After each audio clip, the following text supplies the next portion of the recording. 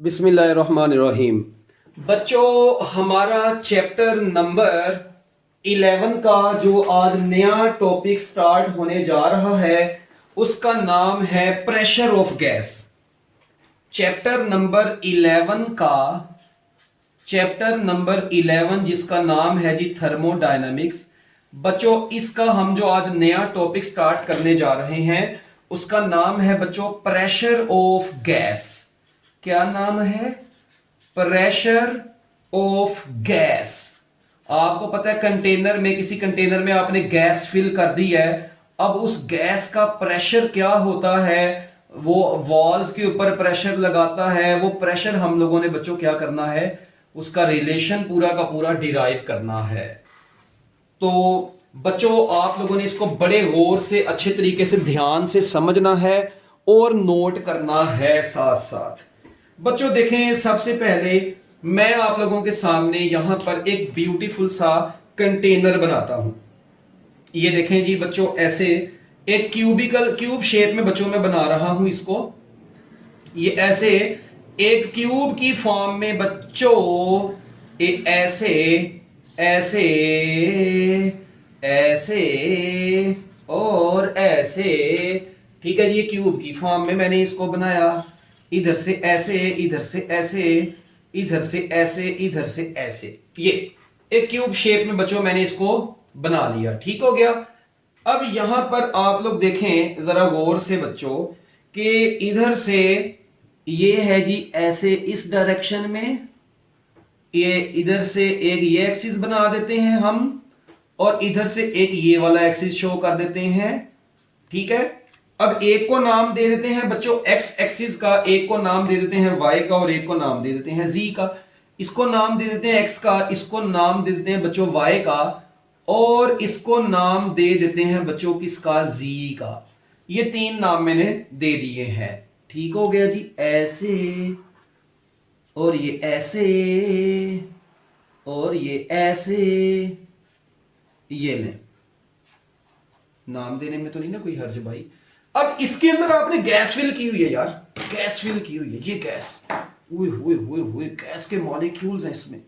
इधर है, इधर है, इधर है, इधर है। बच्चों, गैस के नंबर ऑफ मॉलिक्यूल्स इसके अंदर मौजूद हैं बड़े chillmol.com में। ऐसे ऐसे ऐसे ऐसे ऐसे ऐसे ऐसे ऐसे ऐसे ऐसे ऐसे ऐसे ऐसे ऐसे ऐसे ऐसे, ये सारे के सारे गैस मॉलिक्यूल्स बच्चों इस कंटेनर में मौजूद हैं। ठीक हो गया। अच्छा, अब आप लोगों ने क्या काम करना है बच्चों, जरा सुनिएगा गौर से। अब आप लोग ये देखें, इसके अंदर इस वक्त कितने मॉलिक्यूल्स हैं। लेट करते हैं बच्चों, इस वक्त इसकी हर साइड की जो लेंथ है, लेंथ ऑफ ईच साइड बच्चों एल है। हर साइड की लेंथ इसकी एल एल एल एल है। ठीक है। इसके फेसिस के नाम भी आप लोग दे देते हैं।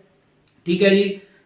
बच्चों, इसको मैं नाम देता हूं ए का, बी का, सी का, डी का, एक को ई, एक को एफ, फिर जी, और फिर ये एच का नाम दे दिया। बच्चों, हमने इनको नाम भी दे दिए। अब आप लोग देखें, ये मॉलिक्यूल्स जो हैं, कोई इधर जा रहा है, कोई इधर जा रहा है, कोई इधर जा रहा है, कोई इधर जा रहा है, रैंडम मोशन में होते हैं। रैंडम बोले तो चरसी मोशन में होते हैं। ये कंटेनर में तमाम गैस के मॉलिक्यूल्स किस मोशन में होते हैं? रैंडम मोशन में होते हैं, चरसी मोशन में होते हैं। कोई इधर जाता, कोई उधर जाता, इधर इधर जाता जाता चरसी चर्स पी हुई है भंग पी के, कोई इधर को, कोई इधर को, कोई इधर को, कोई इधर को, कोई इधर को, कोई इधर को, कोई इधर को जाई जा रहा है।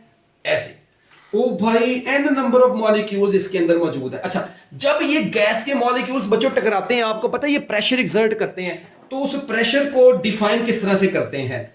सबसे पहले आपने बोर्ड के पेपर में इसकी लिखनी है डेफिनेशन, उसके बाद डायग्राम की तरफ जाना ना।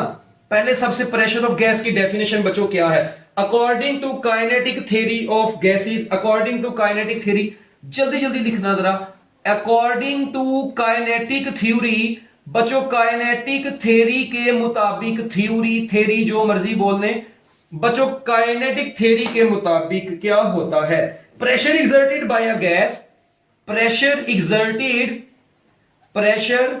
Exerted by a gas pressure exerted by a gas is the momentum transferred, is the momentum transferred, momentum transferred, is the momentum transferred to the walls of the container, to the walls of container,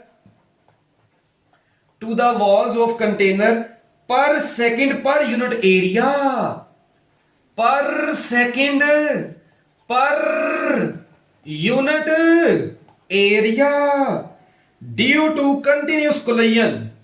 ठीक है जी, बस इतना लिख लो यार बेशक। ये definition पहले इतनी लंबी कर दी है तुम लोगों ने। बच्चों ये डेफिनेशन समझना है वो आप लोगों ने। अक्सर बच्चे यहां पर अपनी ड्रोनी ड्रोनी शक्लें बना लेते हैं। ले आखिरी डेफिनेशन होगी, एडी वड्डी डेफिनेशन है, इतनी मुश्किल की तो हमें समझ नहीं आ रही गलती से। चलो आओ मैं अब आप लोगों को इसकी डेफिनेशन बड़ी प्यारी सी करके ब्यूटीफुल सी जुबान में समझाता हूं। ये देखें, आपने मुझे बताया यार प्रेशर का फार्मूला क्या पड़ा हुआ है। हर छीदामीदा ये जानता है बच्चों कि प्रेशर का फार्मूला होता है फोर्स ओवर एरिया। मैं साइड पर इसलिए लिख रहा हूं क्योंकि पेपर में नहीं लिखना, ये आपकी किताब में भी नहीं लिखा होगा ना बच्चों। प्रेशर का फार्मूला होता है फोर्स ओवर एरिया। अब आपको पता है जो फोर्स होती है time rate of change of momentum होता है। Time rate of change of momentum according to Newton second law of motion in terms of momentum, time rate of change of momentum is equal to applied force. क्या ख्याल है? Time rate of change of momentum को क्या बोलता है? Applied force बोलता है ना। तो बच्चों ये देखो फिर तो जब ये इसको जब आप लोग सोल्व करेंगे तो ये पता क्या बन जाएगा? ये बन जाएगा delta P divided by time into area. तो देखें प्रेशर का फार्मूला क्या बन गया? Momentum transferred per unit time per unit area. Hand raise कर दो जल्दी जल्दी जल्दी जल्दी, शाबाश। डेफिनेशन समझ में आ गई है तो हैंड रेज मेरी फुफ्फी ने करना है, जल्दी करो। Momentum transferred per unit time per unit area is known as pressure of the gas. बच्चों जल्दी जल्दी, शाबाश, ये चीज गुड। अब हम लोगों ने इस प्रेशर का एक्सप्रेशन फाइंड आउट करना है। Expression for pressure of the gas. बच्चों इसका एक्सप्रेशन फाइंड आउट करना है। बच्चे ना इसको समझते हैं, बड़ा मुश्किल है ये। कई बच्चे तो उस्ताद जी पागल हो जाते हैं, इसकी कैलकुलेशन 600 मरतबा घर में बैठ के कर लेते हैं, फिर भी हजम नहीं होता ये। मगर ये उन बच्चों के लिए है जिनके पास टेक्निक्स नहीं होती। आप जैसे अच्छे बच्चे ये काम जो है ना बिल्कुल भी डर के नहीं करेंगे। जरा मेरी बातें गौर से सुनना। मैं जो आपको कॉन्सेप्ट बताने लगा हूं, पहले मैं इस पेज के ऊपर आपको पहले कुछ ब्यूटीफुल से कॉन्सेप्ट बताऊंगा। देखो यार, मुझे बताओ प्रेशर का फार्मूला क्या होता है? हर छीदे में देखो पता है यार फोर्स ओवर एरिया होता है। चलो बल्कि अभी गोली मारो, अभी गोली मारो, 2 मिनट पहले सुन लो।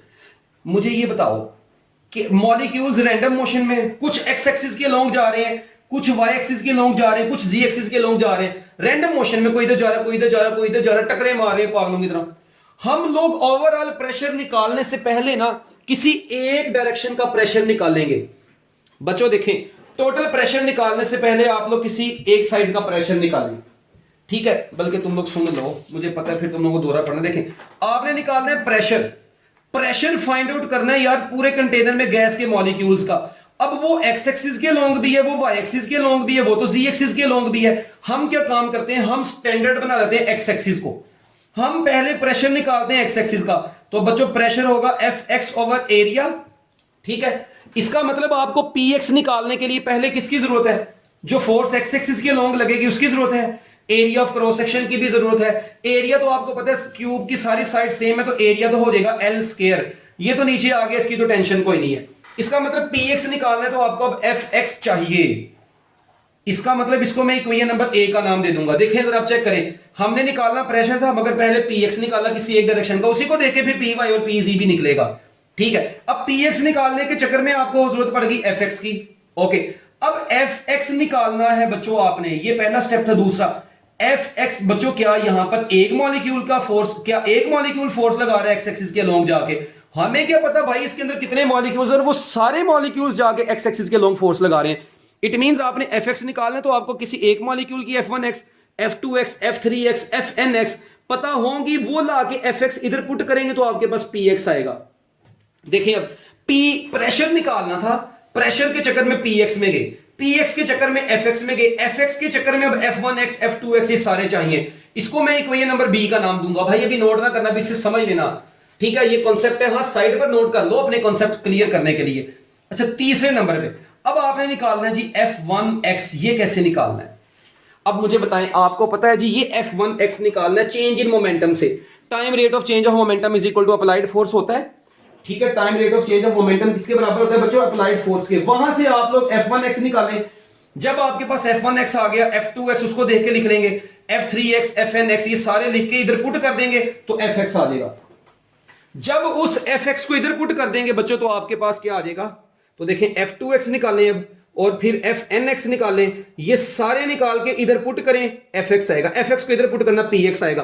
फिर px आ जाएगा। जब फिर क्या काम करना है आपने बच्चों? जब ये px py pz आ गया तो पास्कल्स लॉ, आपको पता है पास्कल्स लॉ के मुताबिक कंटेनर में तमाम गैस के मॉलिक्यूल्स का प्रेशर जो होता है ना बच्चों, याद रखिएगा वो सेम ही होता है।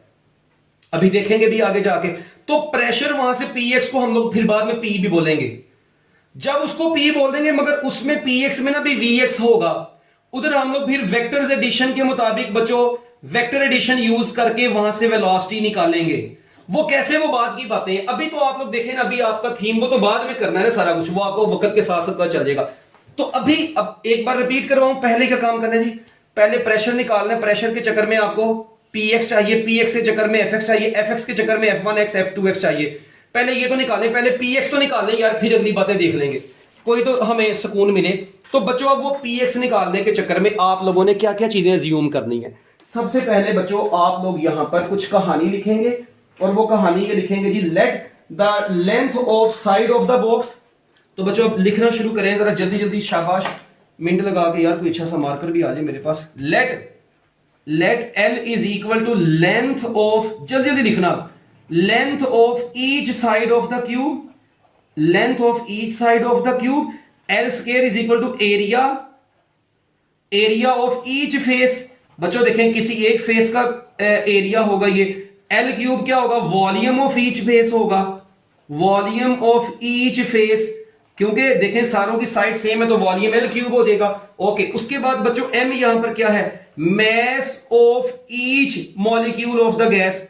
बच्चों गैस के हर molecule, mass of each molecule of gas, जो भी आपने इसके अंदर गैस फिल की है उसके एक मॉलिक्यूल का मैस बच्चों कितना होगा? स्मॉल m होगा, ठीक है। n यहां पर क्या होगा बच्चों? Let n is the number of molecules of the gas is n। n बच्चों क्या है? नंबर ऑफ मॉलिक्यूल्स जो कि इस कंटेनर में मौजूद हैं। Number of molecules of the gas, इसमें बच्चों कितने मौजूद हैं? नंबर ऑफ मॉलिक्यूल्स n मौजूद हैं। ओके, तो बच्चों मुझे बताएं मैस ऑफ n मॉलिक्यूल्स कितना होगा? एक मॉलिक्यूल का मैस तो m है, तो बच्चों mn क्या होगा? Mass of n molecules. बच्चों जितने भी मॉलिक्यूल्स हैं उन तमाम का मैस कितना होगा? यार एक का मैस m है, दो का कितना होगा? 2m, तीन का कितना होगा? 3m, चार का कितना होगा? 4m, तो एंड वाले का कितना होगा यार? mn ही होगा। तो मैंने इधर लिख दिया mn। यहां तक समझ लगी? हैंड रेज करो, हरी अब, जल्दी जल्दी, टाइम नहीं है यार इतना बच्चों, जल्दी जल्दी जल्दी जल्दी। हाँ गुड, चीते लगे हो भाई तुम लोग, तो छा गए हो। अच्छा अब अगली बात सुने बच्चों, हमने किसी एक साइड को भी डील कर रहे हैं, हम किसी साइड को डील कर रहे हैं, किसी एक साइड को, तो वेलोसिटी ऑफ मॉलिक्यूल्स। तो बच्चों सपोज करते हैं v1x क्या है? Velocity of one molecule. v1x क्या है जी? Velocity of a molecule along x axis. Suppose करते हैं कोई एक मॉलिक्यूल बस डील करते हैं, हम सारे मॉलिक्यूल्स को तो नहीं ना डिस्कस कर सकते फिलहाल, कैलकुलेशन तो किसी एक से ही करेंगे, उसके बाद उसको देख के बाकी सारों की भी कैलकुलेशन हो जाएगी। तो बच्चों किसी एक मॉलिक्यूल की एक्स एक्सिस के लोग सपोज करते हैं वेलोसिटी है v1x, मान लिया मैंने। तो बच्चों मोमेंटम ऑफ द मॉलिक्यूल, ठीक है जी, मोमेंटम ऑफ द मॉलिक्यूल कितना होगा? देखिए सपोज करें इनमें से एक मॉलिक्यूल ऐसा जो इधर जा रहा है, अब उसकी वेलोसिटी v1x है, उसका मैस है m v1x। तो बच्चों इनिशियल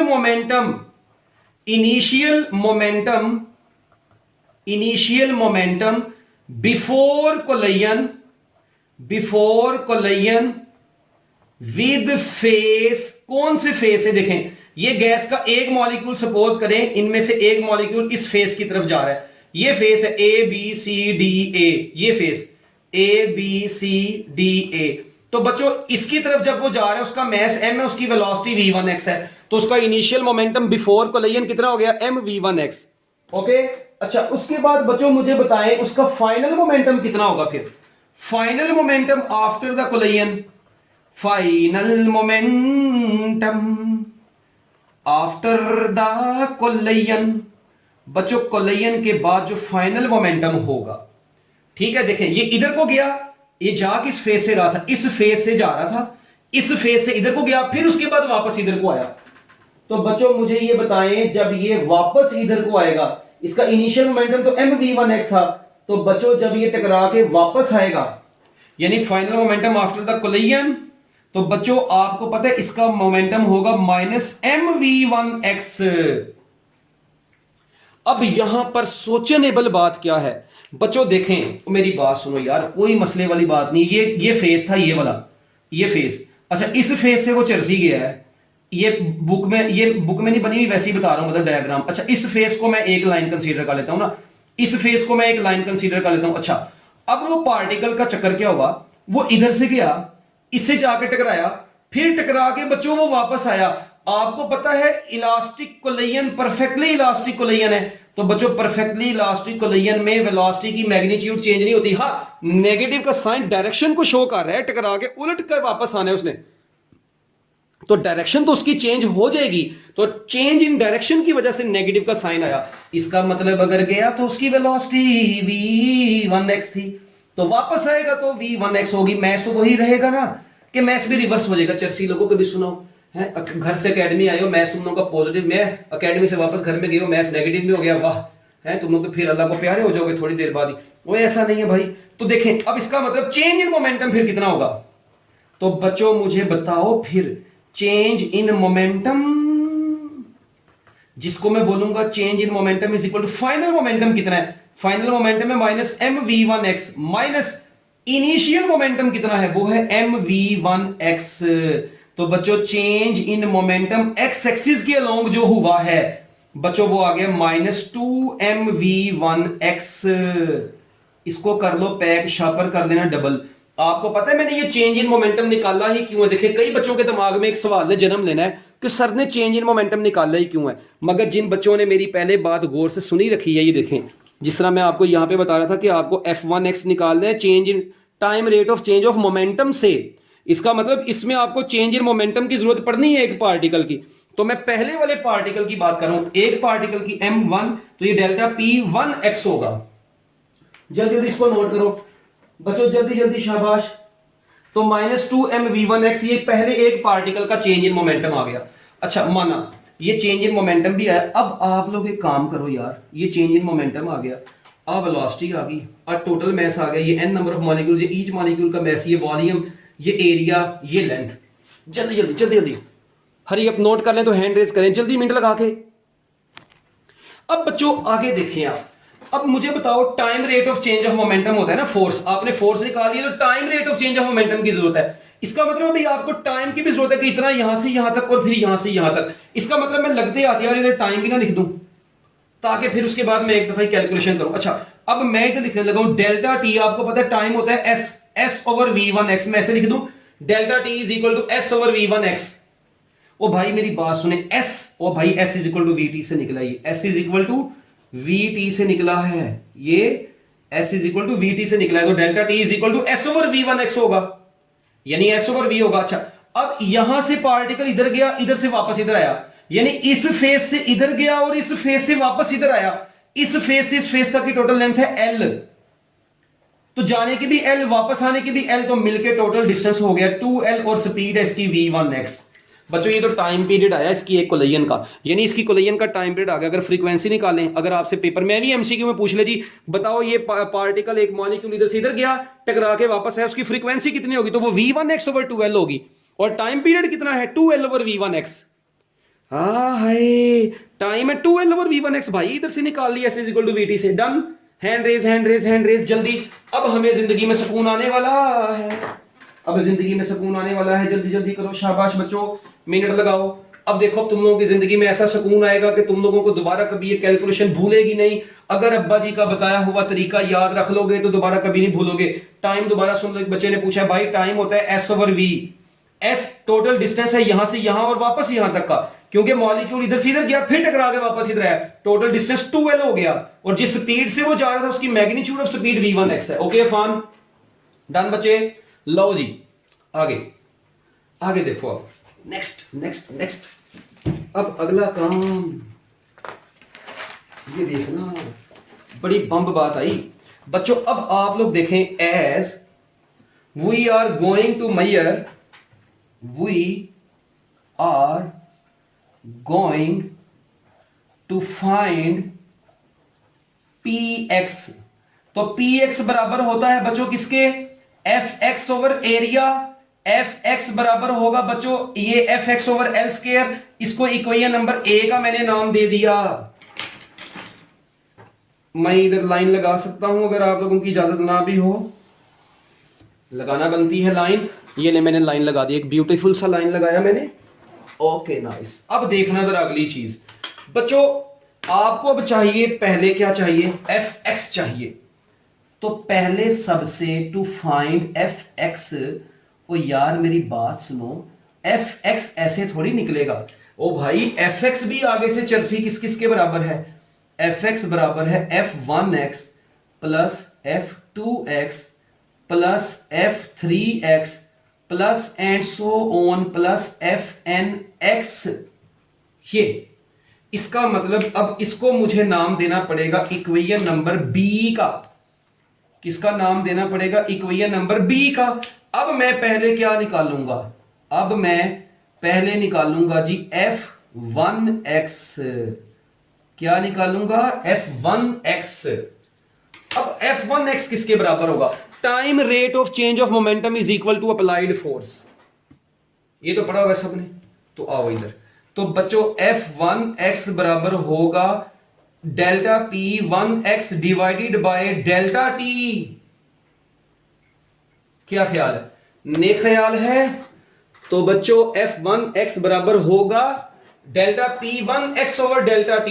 तो अब मेरी बात सुनना गौर से, क्या ये डेल्टा p1x अब निकाला है हमने, कितना निकाला है, -2mv1x, पीछे ही पढ़ के आए थे।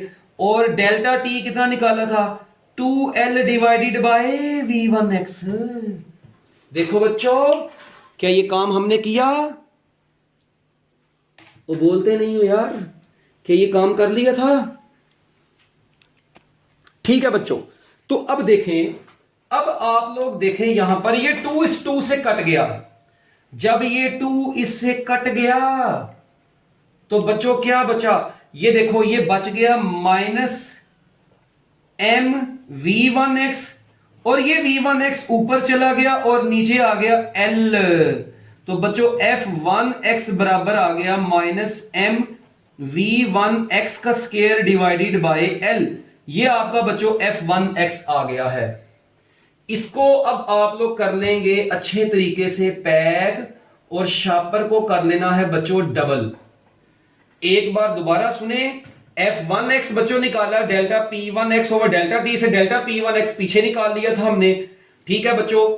और उस डेल्टा p1x को जो हमने पीछे निकाला है उसको बच्चों हमने इधर पुट कर दिया, डेल्टा t को पुट किया, 2 से कटा, v1x नीचे डिवाइड और ऊपर जाके ठा बोले तो मल्टीप्लाई। तो बच्चों आपके पास ये बचा। अब एक अगली बात जो यहां पर काम की, ये f1x आया। बच्चों मेरी एक बात सुने, ये f1x वो फोर्स है, देखें जो आपने तो फोर्स निकालनी है जो लगी उसके ऊपर। मेरी बात सुन, Newton's third law of motion के मुताबिक बच्चों क्या मैं यहां पे कह सकता हूं, force exerted by the molecules on the face is equal but opposite. बच्चों ये तो देखें, ये वो फोर्स है जो दीवार ने ये गया ना, तो दीवार ने इसके ऊपर यानी वॉल ने इसके ऊपर फोर्स लगाई, ये वो फोर्स है। अब आप लोग यहां पे एक लाइन लिखेंगे, according to Newton's third law, जल्दी जल्दी लिखें, according to Newton's third law. बच्चों न्यूटन्स थर्ड लॉ के मुताबिक आप लोगों ने ये कहना है, न्यूटन्स थर्ड लॉ के मुताबिक बच्चों f1x exerted by the molecule on the face, f1x exerted by molecule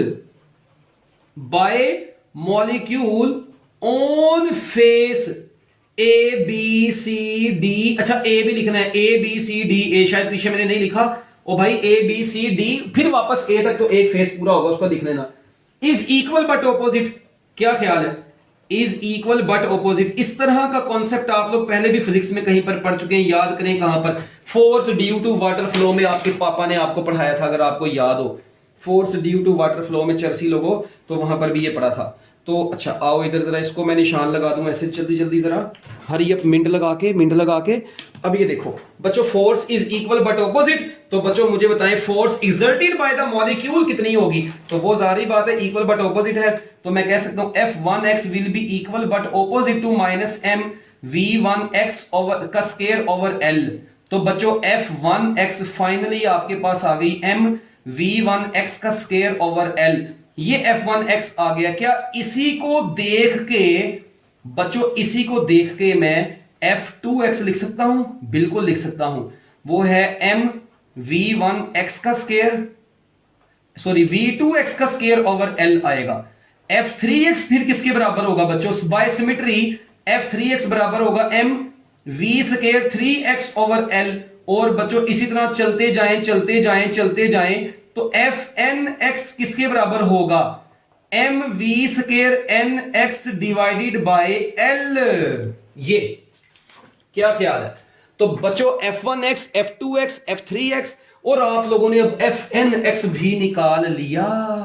ये देखो, क्या हम यही निकालने नहीं गए थे? बिल्कुल, इन तमाम को अब पुट कर देना है किस में? अगर आप लोग टॉपिक को कॉन्सेप्ट के साथ समझे ना बच्चों, तो फिर आप लोग इसको एंजॉय करते हैं। फिर जब आपको एक एक स्टेप का पता हो, अब ये सारी F1x, F2x कहां पे पुट कर देनी है? वो ऊपर वाली इक्वेशन में पुट कर दें। चलने चलने चलने चलने चलने जरा शाबाश, इसको पुट करें। जब हम लोग इसको पुट करेंगे तो Fx बराबर आ जाएगा, हाँ जी, F1x की जगह पर आ गया। देखो एक काम करते हैं यार, m ओवर l इन सब में कॉमन नहीं आ रहा, तो मैं ना m ओवर l को एक दफा ही कॉमन ले लेता हूं यार, बाकी बन जाएगा v1x का स्क्वायर प्लस v2, यार क्या है यार, v2x का स्क्वायर, और ये चलेगा बच्चों कहां तक? v स्क्वायर nx तक। ऐसे मैंने बच्चों क्या काम किया, मैंने जो कॉमन आता था कॉमन ले लिया, ठीक है, v1x का स्क्वायर v2x का square plus v square nx तक ये चला गया। अब आप लोग देखें, आपको प्रेशर का जो रिलेशन चाहिए ना वो बड़ा छोटा सा चाहिए, ठीक है। अब ये जो आपके पास आया हुआ है बच्चों, ये Fx आ गया, इसको चलो पहले पुट करो। अब किसमें? A में Fx आ गया, put in equation number A। ये लो बच्चों, जब आप लोग इसको इक्वेशन नंबर A में पुट करते हैं तो मजे की बात बताऊं, इक्वेशन नंबर A में पुट करेंगे तो Px बराबर है बच्चों Fx divided by L square. तो आप लोग जब ये पूरी चीज ऊपर रखेंगे तो इसका L इस L स्क्वायर से मल्टीप्लाई होके L क्यूब बन जाएगा। कितना बन जाएगा? L cube. तो बच्चों ये आंसर आ जाएगा m ओवर L क्यूब, बच गया v1x का स्क्वायर, v2x का स्क्वायर और v स्क्वायर nx। ऐसे ये बच्चों आपके पास px आ गया, ऐसे ये आ गया बच्चों आपके पास px। अब ये जो px आपके पास आ गया है, इसको हम चाहते हैं अभी रिड्यूस करना। हम लोगों ने बच्चों इस px को क्या करवाना है? अभी रिड्यूस करवाना है। अब इसको रिड्यूस करवाने का ना बच्चों एक तरीका है, आप देखें मैस ओवर ये वॉल्यूम नहीं बना हुआ कहीं पे, थोड़ा सा गौर करो, मैस ओवर वॉल्यूम नहीं बना हुआ ये, इसका मतलब मैं इसको ना डेंसिटी की इन टर्म्स में लिख सकता हूं। मैं चाहता हूं मैं इसको डेंसिटी की इन टर्म्स में लिखूं। अब डेंसिटी की इन टर्म्स में लिखना है तो बच्चों ये देखिएगा थोड़ा सा गौर से, ये स्टेप इंपॉर्टेंट है, गौर से सुनिएगा। इन टर्म्स ऑफ डेंसिटी कैसे लिखना है? एज वी नाउ डेट, जैसा कि हम लोग जानते हैं density of n molecules, density एक की नहीं n मॉलिक्यूल्स की डेंसिटी बच्चों किसके बराबर होगी? डेंसिटी ऑफ n मॉलिक्यूल्स, यानी यार चलो मैं ऐसे लिख रहा हूं, ये लाइन लिख रहा ना बस मैं समझा रहा हूं, डेंसिटी ऑफ n मॉलिक्यूल्स आपको चाहिए। तो बच्चों n मॉलिक्यूल्स, क्योंकि आप एक मॉलिक्यूल की थोड़ी, अब ये वेलोसिटी सारों की लिखी हुई है, प्रेशर आप लोग जितने भी एक्स एक्सिस के लोग जा रहे हैं सबका निकाल रहे हैं, तो भाई आपको n मॉलिक्यूल्स की डेंसिटी लिखनी पड़ेगी। आपको पता है n मॉलिक्यूल्स की डेंसिटी किसके बराबर होगी? वो बराबर होगी mn ओवर l क्यूब। ये कहां से आया है? ये मैं कैंटीन से लेके आया हूं बाहर से। ये कहां से आया? Density is equal to mn over l cube. भाई देखो m ओवर वॉल्यूम तो है, n मॉलिक्यूल्स के तो साथ में n आ गया, क्योंकि डेंसिटी होती है मैस ओवर वॉल्यूम, वॉल्यूम तो l क्यूब है, अब उस वॉल्यूम में n नंबर ऑफ मॉलिक्यूल्स मौजूद है जिनमें से हर एक का मास m है, इसलिए ये बन गया mn ओवर l क्यूब। अब मैं इस n को अगर इधर ले आऊं तो rho over n is equal to m over l cube नहीं बन जाएगा? बिल्कुल बन जाएगा। तो rho over n is equal to m over l cube बन गया। यहां से ये ऑल्सो मैं ऐसे भी लिख सकता हूं। इसको पुट कर दें इस इक्वेशन में, ये देखें, इसको पुट करें इधर, ये m ओवर l क्यूब की जगह पर। तो बच्चों जब आप लोग इधर पुट करेंगे तो px बराबर आ जाएगा m ओवर l क्यूब की जगह पर आ गया रो बाय n, और साथ में बच गया v1 x का स्क्वायर प्लस v2 x का square plus and so on plus v square n x। ये यहां तक बच्चों आपके पास आ गया है। इसको आप लोग अच्छे तरीके से करें पैक। अब देखें, क्या मैं इसको लिख सकता हूं यार, ऐसे रो लिख दूं v1 x का स्क्वायर प्लस v2 x का स्क्वायर, और ये चल रहा है v स्क्वायर n x तक, और नीचे आ गया बच्चों n। ये ऐसे, क्या मैं इतनी सी चीज को ऐसे लिख सकता हूं? अब ये जो चीज है बच्चों, ये जो चीज है, ये आपको पता है एवरेज डेंसिटी, ये average velocity of n molecules कहलाएगी। एवरेज स्केयर वेलोसिटी, ये क्या कहलाएगी? Average square velocity. सारी वेलोसिटीज को ऐड किया और n से डिवाइड कर दिया।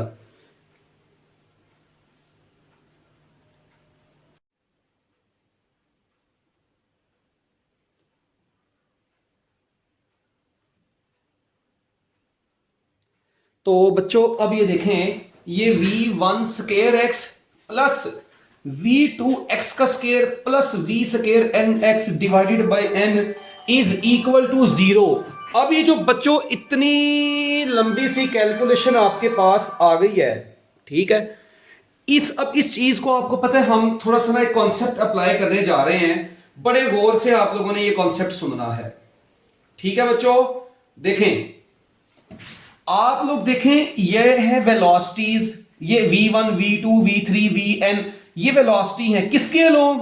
एक्स एक्सिस के अलोंग है। और ये वेलोसिटीज अकेली नहीं बल्कि उनका स्क्वायर है, यानी एक पार्टिकल की एक्स एक्सिस के अलोंग वेलोसिटी उसका स्क्वायर, दूसरे पार्टिकल की एक्स एक्सिस के अलोंग वेलोसिटी उसका स्क्वायर, इसी तरह n पार्टिकल्स की एक्स एक्सिस के अलोंग वेलोसिटीज का स्क्वायर है, और उसको टोटल नंबर से डिवाइड करवा दिया है।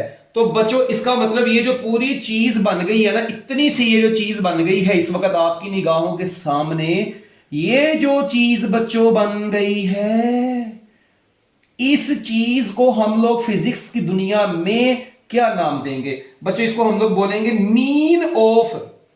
ये बच्चों क्या बन गया है? Mean of. किसका मीन बन गया बच्चों? Mean of square velocity. Square velocity, क्या मुझे बताया बच्चों, ये स्क्वायर वेलोसिटी का मीन नहीं बन गया एवरेज? मीन बोले तो average, mean of square velocity of molecules, mean of square velocity of molecules moving along x direction या मूविंग अलोंग एक्स एक्सिस। ये इसका मतलब बच्चों ये जो चीज है पूरी की पूरी, ये बन गई है मीन किसका? स्क्वायर वेलोसिटी का। किसकी स्क्वायर वेलोसिटी का? मॉलिक्यूल्स की, जो कि मूव कर रहे हैं एक्स एक्सिस के अलोंग। आपको अब पता है ये एक नई चीज है बच्चों आपके लिए, जो बच्चे अभी तक नहीं पढ़े हुए ये चीज, ये जरा गौर से सुन लीजिएगा, गौर से बच्चों। यहां पर ये जो आपके सामने मीन को ना हम लोग फिजिक्स की मार्केट में ऐसे रिप्रेजेंट करेंगे। मैं कौन सा कलर चूज करता हूं? ये वाला करता हूं। देखें, px इज इक्वल टू रो। बच्चों रो तो अपनी जगह पर, ये पूरी चीज की जगह पर आ जाएगा। मीन को ना इन साइंस के अंदर रिप्रेजेंट कर देना है अब आपने। अब से बच्चों आपने मीन को इस साइन के अंदर रिप्रेजेंट कर देना है, ठीक है? अब ये मीन किसका है? वो तमाम वेलोसिटीज का मीन है, यानी ये वेलोसिटीज का मीन है जो कि एक्स एक्सिस के अलोंग है उनके स्क्वायर का। ये तो बच्चों मैं इस पूरी इक्वेशन को ऐसे लिख दिया है। किसी को कोई परेशानी, तकलीफ, बीमारी, मसला वगैरह हो तो वो डॉक्टर से रजू करे। हो भाई बच्चों, ये देखें, ये आ गया पी स्क्वायर एक्स आपके पास इस तरह से, ठीक है? तो ये वेलोसिटी का एक्स एक्सिस के अलोंग जितने भी हैं उन तमाम का बच्चों स्क्वायर आ गया। अब मुझे बताएं सिमिलरली तो बच्चों इसी तरह ये तो px आपने निकाल लिया, अब ये मजीद सोल्व नहीं हो सकता ना। तो बच्चों सिमिलरली py किसके बराबर होगा, वो होगा rho average v square y, and pz किसके बराबर होगा, rho average v square z। लो जी, ये आपके पास बच्चों px py pz ये तीनों आ गए हैं इस वक्त। इनको आपने डब्बे में कर देना है पैक और शापर कर लेना है डबल। ये एक px भी आ गया, py भी आ गया, pz भी आ गया। जल्दी जल्दी इसको नोट कर दो, शाबाश, क्योंकि अब अगली बात जो शुरू होने लगी है वो बहुत कमाल की है। अब ये आपको तो p चाहिए था अकेला, याद है मैंने आपको शुरू में बताया था कि बच्चों आपको तो अकेला p चाहिए, ना कि px py pz, आपको तो अकेला p चाहिए। अब इसका मतलब मैं यहां पर क्या लिखूंगा फिर, px py pz को एक ही करने के लिए। ये देखें, अब आगे आप लोग बच्चों ये लिखेंगे कि अकॉर्डिंग टू पास्कल्स लॉ, बच्चों किस लॉ के मुताबिक, according to Pascal's law, according to Pascal's law, इधर भी मैं वो लगा दूं लाइनें ताकि जो हमारा ये सिस्टम है, किधर चला गया यार मेरा स्केल, चले वेलोसिटी का बच्चों लगाएं इधर भी जरा। According to Pascal's law, according to Pascal's law, बच्चों पास्कल्स लॉ के मुताबिक pressure of the gas everywhere inside the vessel, pressure of the gas, pressure of the gas everywhere, ये मैंने आपको शुरू में भी बता दिया था बच्चों, everywhere inside the vessel, inside the vessel will be the same, will be same. बच्चों ये क्या होगा, सेम होगा, प्रोवाइडेड दैट, मगर इसके लिए कंडीशन होती है, प्रोवाइडेड दैट, क्या कंडीशन होती है, gas is of uniform density, gas has uniform density, या गैस है वो मैंने लिख रही है कोई नहीं, यूनिफॉर्म डेंसिटी। बच्चों गैस की डेंसिटी अगर कांस्टेंट रहेगी तो बच्चों उसका प्रेशर हर तरफ क्या होगा, सेम होगा, यानी फिर px ले लो, py ले लो, pz ले लो, बच्चों ये सारे के सारे क्या होंगे, एक दूसरे के इक्वल होंगे। ठीक हो गया, एक ये कॉन्सेप्ट है बच्चों, प्रेशर एक दूसरे के इक्वल होंगे, इनको मैं एक ही p बोल दूंगा। एक ये चीज पास्कल्स लॉ के मुताबिक मैंने शुरू में भी आपको बताई थी, क्योंकि आपको अकेला प्रेशर चाहिए, ना कि एक्स एक्सिस का, ना कि वाई एक्सिस का, ना कि जी एक्सिस का, आपको तो अकेला एक ही पी चाहिए। तो इसलिए बच्चों आपकी ये मजबूरी है, आपने इसको ऐसे लिखना है। अब अगली बात सुनिए जरा, ये स्टेप के बाद आपने नेक्स्ट स्टेप क्या करना है बच्चों, इसी तरह as the molecules are in random motion, next point है as molecules are in random motion. बच्चों क्योंकि मॉलिक्यूल्स किस मोशन में है, रैंडम मोशन में है, चर्सी मोशन में है।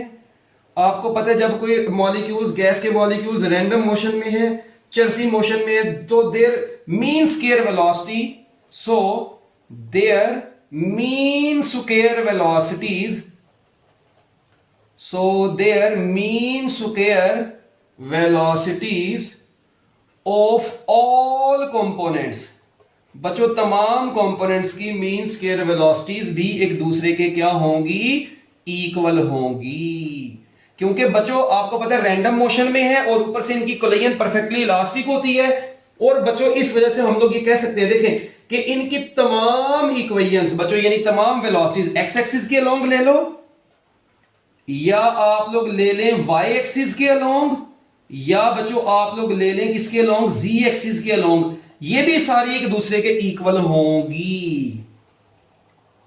बच्चों ये भी सारी एक दूसरे के इक्वल होंगी। वी स्क्वायर एक्स ले लो average, v square average y ले लो, वी स्क्वायर एवरेज जी ले लो, बच्चों ये सारी एक दूसरे के क्या होनी है, इक्वल होनी है। बस जिस बच्चे को ये चीजें पता चल गई है ना बच्चों, आप लोग एक काम करें, इस इक्वेशन को ना, क्योंकि आप लोग सारी कैलकुलेशन एक्स को स्टैंडर्ड बना के करते आ रहे हैं, तो इस इक्वेशन को बस एक दफा नाम दे के आए हैं आप लोग, बी और ए का नाम दे आए हैं, इसको बस बच्चों सी का नाम दे दो थोड़ी देर के लिए।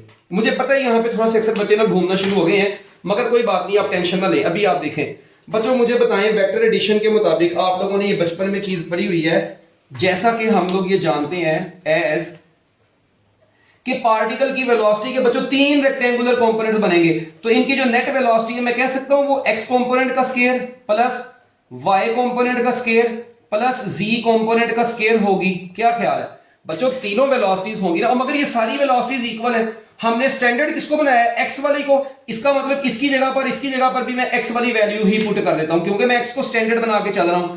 तो बच्चों ये वी स्केयर एक्स तो अपनी जगह पर रहा, ये वी वाई वी जी भी तो वी स्केयर एक्स के बराबर है, तो ये भी वी स्केयर एक्स लगा दें, इसकी जगह पर भी, इसकी जगह पर भी वी स्केयर एक्स लगा दें, क्योंकि तीनों इक्वल है तो मैंने तीनों को एक्स की फॉर्म में लिख दिया, तो ये 3 टाइम्स वी स्केयर एक्स बन गया।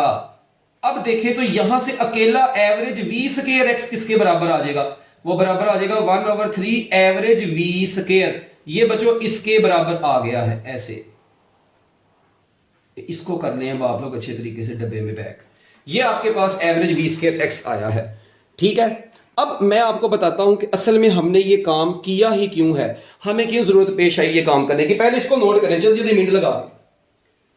हरी अब जल्दी जल्दी बच्चों इसको कर लो, जल्दी जल्दी मिनट लगा के नोट करो, मिनट लगा के नोट करो इसको।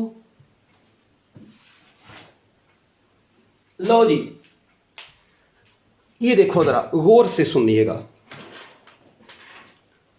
इधर इसको मैंने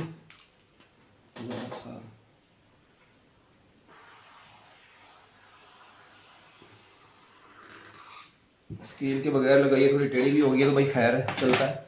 ये देखें आप लोग, देखें इनको ना पुट कर दे equation number C. Now equation number C will become, बच्चों अब इक्वेशन नंबर सी ने क्या बन जाना है, देखें इक्वेशन नंबर सी क्या थी, वो थी P X is equal to as P X is equal to rho average we square X. यार हमें पी एक्स नहीं चाहिए था, हमें पी चाहिए था।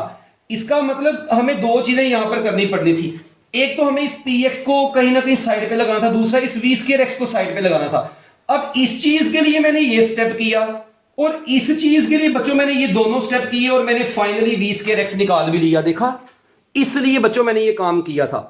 मेरा ख्याल अब समझ लग गई होगी भाई, पी एक्स की जगह पर मुझे प्रेशर चाहिए था अकेला, और इसको भी मतलब मुझे एक्स की टर्म्स में आंसर नहीं चाहिए था, मुझे ना वाई की टर्म्स में, मुझे तो जनरल रिलेशन चाहिए था। तो लो बच्चों अब इधर पुट करो, पी एक्स की जगह पर आ गया अकेला पी, पी एक्स की जगह पर क्या आ गया पी, पास्कल्स लॉ के मुताबिक रो अपनी जगह पर, और इस चीज की जगह पर क्या आ गया 1/3 एवरेज वी स्केयर आ गया ऐसे। तो लो जी बच्चों अब इनको आप लोग फाइनली रो को उससे मल्टीप्लाई करवा दें, तो ये बन जाएगा rho by 3 average we square. So that is our final relation of the pressure.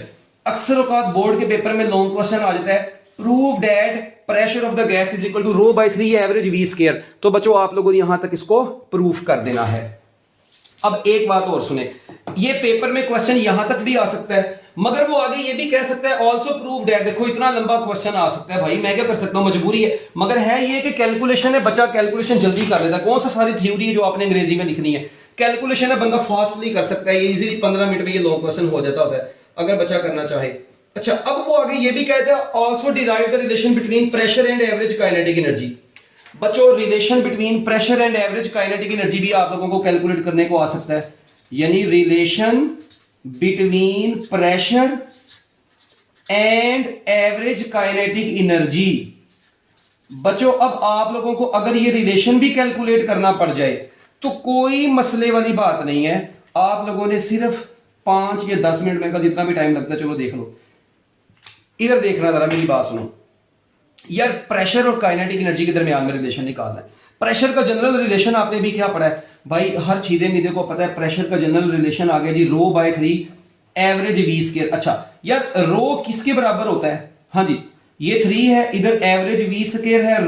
बच्चों मुझे बताएं ये डेंसिटी रो किसके बराबर होती है, एम एन ओवर वॉल्यूम।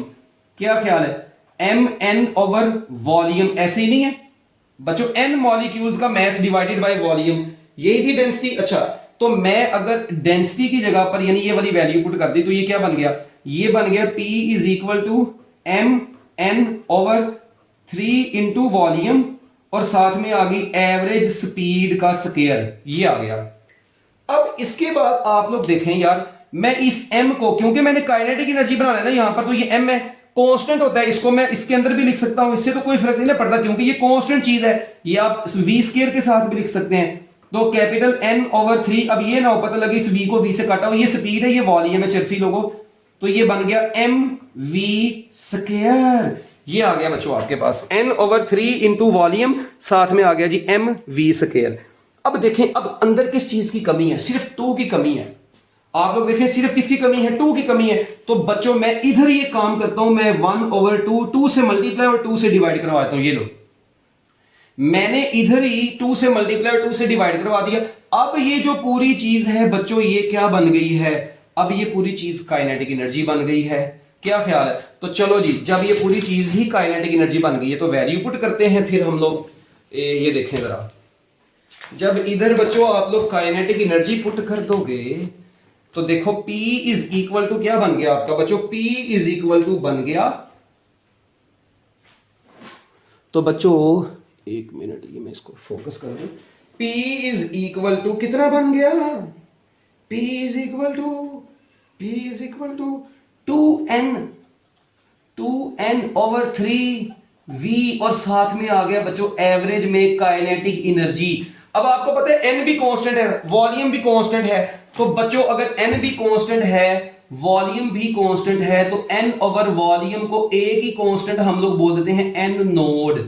इसका नाम रख देते हैं बच्चों n node. Number of molecules per unit volume को एक ही कांस्टेंट बोल देते हैं। तो P is equal to 2/3 n node, और साथ में आ गया एवरेज काइनेटिक एनर्जी। अब मुझे ये बताओ यार, ये आपने नाम दिया हुआ इसको, number of molecules per unit volume को n नोड का नाम दिया हुआ है। अब मुझे ये बताएं, ये पूरी चीज कांस्टेंट है, तो बच्चों मैं लिख सकता हूं P is equal to constant into average kinetic energy. तो बच्चों मैं यहां पर ये भी कह सकता हूं pressure is directly proportional to average translational kinetic energy of the gas molecules. तो बच्चों यहां से पता चला आपको, क्या पता चला, hence pressure exerted, hence pressure, लो जी बच्चों, प्रेशर एक्सर्टेड, जो प्रेशर एक्सर्ट होता है by the gas, pressure exerted by the gas is directly proportional to average translational kinetic energy of gas molecules. लो जी बच्चों, ये आपका लॉन्ग क्वेश्चन मेरी तरफ से अब पूरा हो चुका है। ये है जी आपका लॉन्ग क्वेश्चन। अगर बोर्ड के पेपर में ये आएगा तो बच्चों आप लोगों ने यहां तक इसको पूरा का पूरा लिख के आना है, तो फिर आपको नंबर मिलने हैं। ठीक हो गया बच्चों? तो मैं उम्मीद करता हूं कि ये तो आप लोग बहुत अच्छे तरीके से बच्चों इसको लिख सकते हैं। अच्छा, अब इसके साथ ही ना लगते हाथ, ठीक है, ये तो मेरा ख्याल है आपको समझ आ गया होगा ना, इसमें कोई मुश्किल चीज है। इससे रिलेटेड एक आधा एमसीक्यू मैं आपको बता देता हूं। देखें, अगर आपको मैं कहूं जी if average translational kinetic energy of gas molecules is doubled, तो बच्चों आप लोगों को पता है अगर average kinetic energy of gas molecules को क्या कर दिया, डबल कर दिया, तो ऑब्वियस सी बात है बच्चों pressure exerted will also become double. तो बच्चों प्रेशर भी क्या हो जाएगा, डबल्ड हो जाएगा। एक ये रिलेशन आप लोगों ने अच्छे तरीके से, एमसीक्यू बड़ा इंपॉर्टेंट है, यहां पे याद रखना है। ठीक है, अगर काइनेटिक एनर्जी कांस्टेंट है तो प्रेशर को भी आप लोग कांस्टेंट कंसीडर कर सकते हैं। ठीक है, चलो हरी अब इसको जल्दी जल्दी बच्चों नोट कर लें। लो जी बच्चों, ये आपका लॉन्ग क्वेश्चन अब कंप्लीट है। ठीक है, पेपर में यही आएगा, define pressure of a gas and derive the relation of for pressure. अगर इतना कह देगा तो फिर आपने सिर्फ यहीं तक लिखना है। कहां तक बना, यहां तक ही। मगर अगर वो आगे कह they also derive the relation between pressure and kinetic energy, तो फिर वो अगला स्टेप भी कर देना है। ठीक है बच्चों, तो अगर आपको ये वीडियो अच्छी लगी है तो आप लोग बच्चों इसको अपने फ्रेंड्स के साथ भी शेयर करें। ठीक है, इल्म बांटने से बढ़ता है, कम नहीं होता। ठीक है, मैं अपना बेस्ट जो है जी आपको प्रोवाइड कर रहा हूँ, तो आप लोगों का भी हक बनता है अच्छे अच्छे नंबर लें और दुआओं में याद रखें। बेस्ट ऑफ लक, अल्लाह हाफिज़।